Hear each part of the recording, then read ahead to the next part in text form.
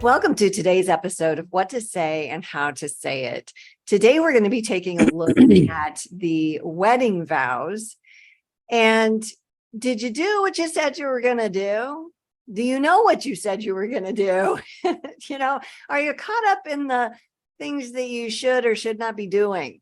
And how's that playing out for you? One of the things that we want to be sure that we're aware of is that marriage without intentionality usually leads to, misery, conflict, and destruction. And we're with our favorite licensed professional counselor today, Kyle Hargrove. And we're going to be digging into this whole to be or not to be, to do or not to do, or did we thing today at a deeper level. Kyle, so I do. You said it, I said it, and then, it's been a minute. You deal with people with these issues. What do you have to say about this topic? Hey, do you remember math? Long time ago, yeah. Long ago. I think I stopped mathing in the 9th grade. When some fool put letters with the numbers that began the beginning or the ending. That began the ending of math for Kyle. There's no question about it. But what I do remember is a symbol that we learned in elementary school, and it's the equal sign with a slash through it. Oh. Mm-hmm. Mm-hmm. And if I recall correctly, that means is not equal to. Yeah. One number is not equal to a different number. Yep. Okay. Excuse me. So saying I do is not equal to doing what I said I would do necessarily. Yeah. Ouch. Yeah. And I think, I wonder if there's a symbol for not necessarily equal to. Maybe it's equal to, maybe, I don't know. But anyhow, some math person, I'm sure will let us know what that would look like. But yeah, let's think that, let me do that again. Okay. Saying I do is not necessarily equal to doing what I said I would do. And I think a lot of us find ourselves in that situation years on down the line. If we're reminded of, or maybe we attend a wedding of a cousin or an uncle, or, even our children, and we listen to the vows, which don't always sound like they used to, and they don't always sound the same, but they basically say the same things. And so we reflect on that. And then, perhaps we might reflect on how good a job have I done following through with what I said I would do. And then we stop reflecting because we don't really want to contemplate that. And then sometimes we have done a pretty good job and we don't mind contemplating that quite so much. Yeah.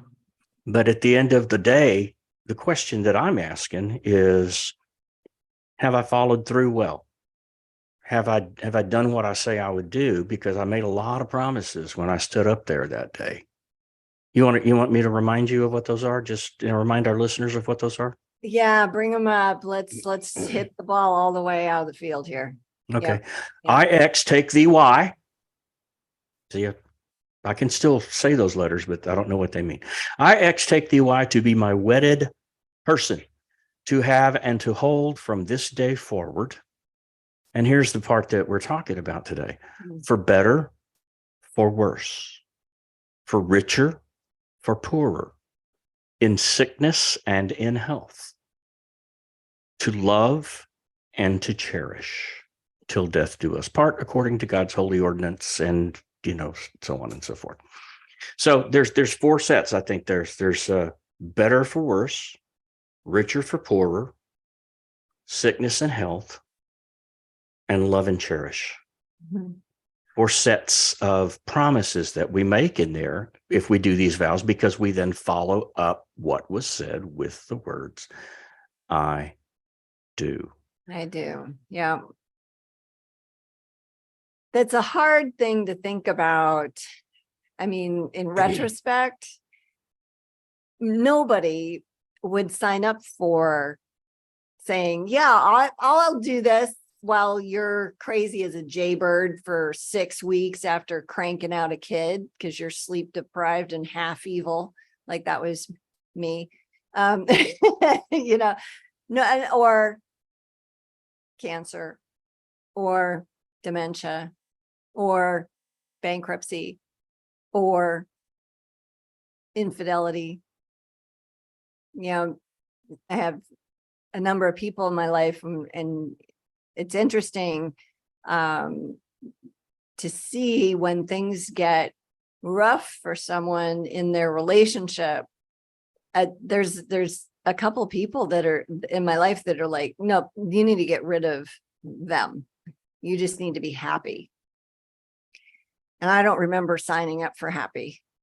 I want happy, but I didn't know what I was signing up for. I don't think anybody does. And this is the unfortunate real truth of the commitment we make, the covenant that we make, that you're signing up for something. You don't know what this rodeo is about. You have no idea what horse you're riding or how long it's going to last. And it may just be awful. Poorer is probably the pretty easiest one because most couples start out that way. That's right. That's right. Jim and I dug in the couches for pennies to put a down payment on a house, got the FHA loan, had to paint the side of the thing to close on it. It was just, we were scraping together change to buy a house together. And we did it, right? But we didn't care. We were together and we were new. If we were in that situation now, because he loses his job or, the market does something terrible and, whatever, like, I don't even know what it would be, but that would be harder to bear, right? Because now we have baggage and history and all that other stuff. So for better or for worse, it's a very subjective situation. And sometimes we're at our worst when we go through sickness or poor. Yeah, I think the poor does a number on us sometimes. I remember we moved last week, our Jordan, to South Carolina, halfway across the country, and into a 2-bedroom apartment on the 82nd floor of a 3-floor apartment complex. And but anyhow, she's up there in a 2-bedroom apartment, and it's very well furnished. We've been working for a long time to make sure she had what she needed and wanted and so forth. And it made me remember my first apartment after first being married. And we didn't have a dining room table, and we didn't have a couch. We had a coffee table, but no couch. We had 2 beanbag chairs and a television that sat up on 2 milk crates. Yep. Mattress and box springs in the floor. And that was it. Yeah. Literally. Nope. We did have a gigantic, huge van-sized microwave oven, which is the way they were in the early 80s, right? Yes, they were ginormous. Enormous. And we did have that in its own stand that we received as a wedding gift. But there is so much focus right now, I think, on being able to predict and promise that things are going to be a certain way. And we're into a couple of generations, I think, of people who are less willing to take that risk if they can't be guaranteed that that's the way it's going to be. And, I think for different ones of us, these pairs of words, better, worse, richer, poor, sickness, and health, they mean different things. We see that through the lens of our own experiences, and my experiences say this is what sickness and health looks like. For some people, it might be the flu. It might be a bad cold. For other people, it means, I may have lost a handful of people in my adult lifetime to terrible sicknesses and diseases and things. And so that has a very different feel to me than for someone who has a minimum of loss and things like that. The one that I think is the most interesting to dive into a little bit, though, is to love and to cherish, because that's going to carry with it. Those 2 words are going to carry with them a ton of connotations. What does that look like? Yeah. That's a great question. What does it look like to love? I don't think I know what that is. I don't think I know what it means to love well. I know what the scripture says, patient, kind, long suffering, keeps no list of wrongs. Right there, I years ago, I'm like, I can't do that. Like, I can't just forget. I can choose to forgive, but keeps no list of wrongs. Okay, what does that even mean? Like, I didn't get it. And I think I'm much better at it, but boy, love never fails. Okay, Yeah. I just need to sit down. They're count me out. Yeah. I'm done. It's just not happening. I don't think any of us really know how to love well. Yeah, it's not I do, it's I did or I thought I did, but now that I realize what it requires, I'm not sure I even can. Right. It's easy to get caught in that little vortex that Mhm. takes you back and causes your worth to feel less than. And it's one of the most difficult relationships on the planet, that you and your person. And let's not forget our good source of wisdom, Brene Brown, Yeah.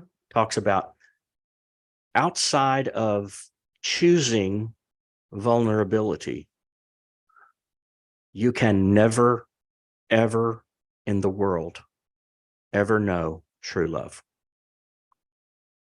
Outside that, you and I choose to be vulnerable, in other words, to say to somebody else in our life, you can hurt me. Mm-hmm. And you're going to be the one that knows me well enough to do that. Yeah. And I choose to trust you to not hurt me that much or that often. If you cannot say and follow through with that to your person, you never know the full extent of love. Yeah. So that's hard. Absolutely. But doesn't that speak to faith as well? Yeah. If I can't make myself vulnerable to having faith in God to the extent that I leave my worries, my concerns, my trials at his feet, Mm-hmm. can I ever truly say that I've had the ultimate relationship with my God? Right. That's brutal. The vulnerability piece. You let's say you're for worse is dealing, or you're in sickness is dealing with mental illness. Okay. Or severe personality disorder, which creates so much dysfunction that there's a lot of boundaries in the relationship. And you're hanging in there anyway, right? So vulnerability can look a little different in a situation like that. Vulnerability is, giving access to somebody to what's important to you. You test the waters with that. And when they prove trustworthy with it, then because I don't want to give listeners because they're all here because they have issues, right? Like, nobody listens to this because it's all great. Right? Like, nobody. Yeah. So, when you're in those situations, trust is a thing that you don't just hand out access to your heart and your things that are important to you to people that have shown you, I'm going to stomp all over you. No matter, what you give me, I'm just going to destroy it. And so, but you're in a relationship, you're married to this person, you have a covenant with them. And so you have boundaries around protecting the relationship and respecting yourself and them. And then on top of that, you still got to test the waters. You still got to stick your toe in there and see, okay, are you safer now? So I'm going to give you this little piece of myself, talk about something that actually matters a little bit to me. And if you hurt me, okay, I'll know where you're at, but you got to keep doing that. You got to keep coming back, and you got to keep being honest. So when they come back and say, hey, where'd you go? It's like, well, I gave you this piece of my heart and you spit it out, chewed it up, stomped on it, not exactly in that order, but you know what I'm saying? And so I kind of retreated because I don't feel like you're for me right now. And I want that. I want us to be for each other And I want to be able to get that from you. I feel like I give Yeah. that to you. And that better be true, right? And I just looked it up while you were talking about that, because it was just ringing through my head, and I'm terrible with lyrics. So the Janis Joplin song, you Oh, know, take another little piece of my heart. She didn't say oh, not take the whole thing. right. She didn't say, grab it, bounce it around like a basketball and Mhm. throw it down the street. Take a little piece of my heart, break a little piece of my heart, have another little piece of my heart. Well, you got it. And it makes you feel good. And that's the way. I'm not saying that Janis Joplin philosophy is always the greatest, but No, real, are you sure?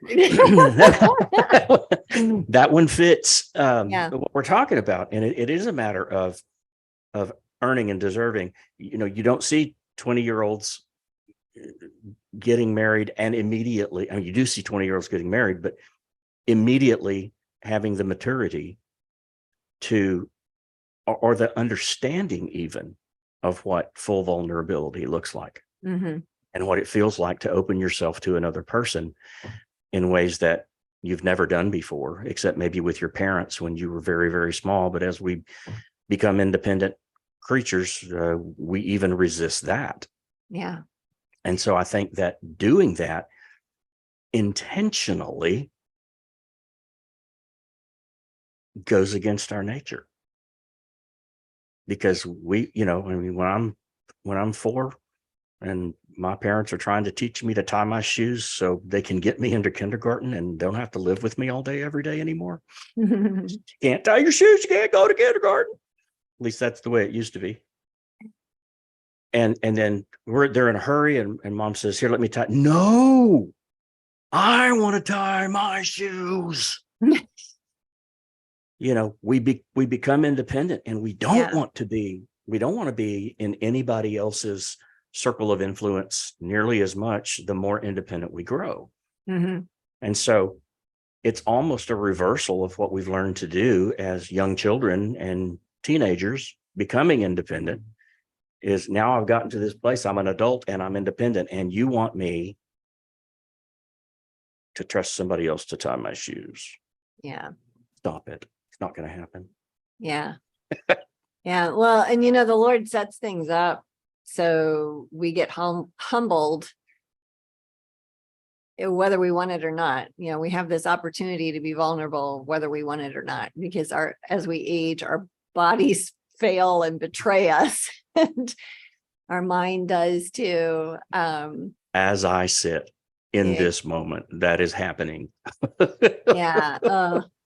It's brutal though. And I've got some friends that have modeled how to do this really well. Yeah. Men and women that have, really cared for and respected their spouse as they've aged with serious illness, and, just done whatever's necessary to help them be independent and help them be living a life that's worthy of respect. And it's exciting to watch that.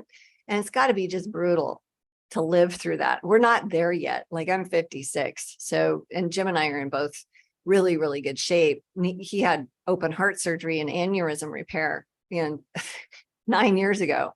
And I blogged about it. It was terrifying at the time. They call that the widowmaker, because in 20 minutes, you're dead. Like, it was miraculous. And by the grace of God that we saw it in time to have it repaired, right? Like, Yeah. no, not many people get that chance. Usually you find out, well, that's what killed them. And, going through that, I just felt so blessed to be with him and serve him. And this is nearly 10 years ago. And, we're both doing great right now. And if that doesn't continue, and that's the thing, you just don't know, like, you hope it does, right? But if it doesn't continue, you got to have kind of a mindset around that. And it's a lot different than it was when I got married. When I said those vows in Lake McDonald Lodge in 1991, in the snow, in June 22nd, it's snowing on our wedding day in Glacier National Park. And we said all of that. I remember having this thought in sickness and in health. And I'm thinking, I'm looking at him and he's 20-ish, right? He's like 24. And I'm thinking he's going to get the flu and I'm going to bring him chicken soup. Like that's literally what I was thinking. And Yeah. I was like, oh, I'm going to make the best chicken soup ever. Like I'm thinking that stupid thing. And then here at reality, and he probably didn't, we haven't talked about this, but I guarantee I had postpartum depression 3 times. It was awful. It was awful. And, calling him at work in tears 3 times a day, not knowing what to do with myself. Like it was awful. And, each child, it got better because we learned about medication, how to deal with that. Yeah, right. Deprivation. Hello. Wow. But that first, it's understandable why Gottman's got a program called Bringing Baby Home, because boy, that just wreaks havoc on your whole life. Nobody tells you what that's really like. I thought it was like getting another puppy or something. Had no clue. That's how naive I was. Yeah. Yeah. Wouldn't It's trade funny it. you talk about getting married in the snow. We were July 17th in Central Texas. Okay, no snow there.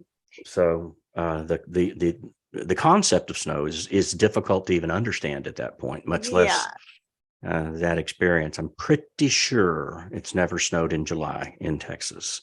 You're probably right. I can't say that with any level of expertise, but one of the things I think to round this out today that I want to make sure we don't miss is this idea of intentionality and the thing we talk about the vows and the sets of words that are in there, and it's a big part of any therapy that I do with people that are in relationships, even if it's not with their person, is to talk about to be the best version of any of us that we can be in a relationship.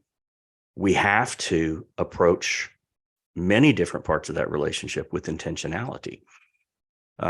We've become a generation and a society and a culture of box checkers. Check the box, check the box, check the box. We did this, we did this, we did this. This is what successful people do. This is what successful families do. Yeah. But being intentional inside your relationship cannot be achieved by checking any box. Because when you become intentional, you never know what you're going to find. And usually you're going to find things that exceed what you feel your capability is in terms of meeting that need. Yeah. And it's frightening. It's scary. It's real fear. Am I good enough? Am I going to be intentional and it reveals something about me that I don't want to see or I don't want anybody to know? Mm-hmm. And that is always a risk of intentionality. But the effort that goes into intentionality, I think, covers all of these things in our vows. I think that it covers the love and cherish first and foremost. And I think that anything else that we mentioned is going to get umbrellaed or grandfathered in under that category. If my focus is to be intentional about learning how to love and cherish my person even better, because we all think at 20, man, nobody can love them like I do. Yeah, pretty much any 20-year-old can love them like I do. But it's the experiences of life and the understandings of connection and closeness that we gather and that we grow in that allows us to better love our spouse as we grow older and as we're together longer. We are in a place in our society where public displays of affection are acceptable. And they, so people don't mind that I have my arm around my wife, or that we're holding hands, or that her index finger is looped in the back belt loop as we walk down the street, or whatever, just, whatever little thing it is that you and your spouse do. But it reminds me of a scenario that happened in our house, or my grandparents' house, when we were there for a holiday, maybe 50 years ago. and we were getting ready to go, and everybody's standing around, and my grandma and my grandpa were standing there arm in arm, and my grandma looks up at him and says, "You still love me, don't you?" And he looks down at her and says, "I told you when I married you that I loved you. So if I change my mind, I'll let you know."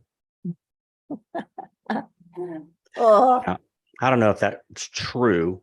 I'm pretty sure it's not. But she rolled her eyes because he was kind of fun like that most of the time. But we, I tell that story to say we can't depend on that.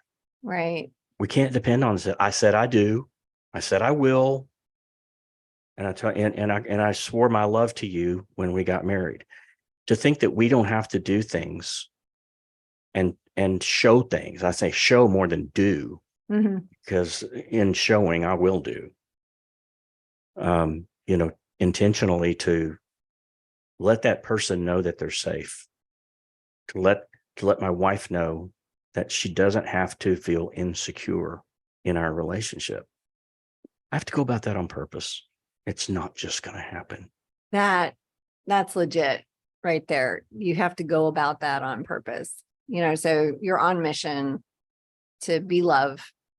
And I don't know about you, but I'm pretty lousy at this without Jesus Christ. I'm the most selfish person on the planet.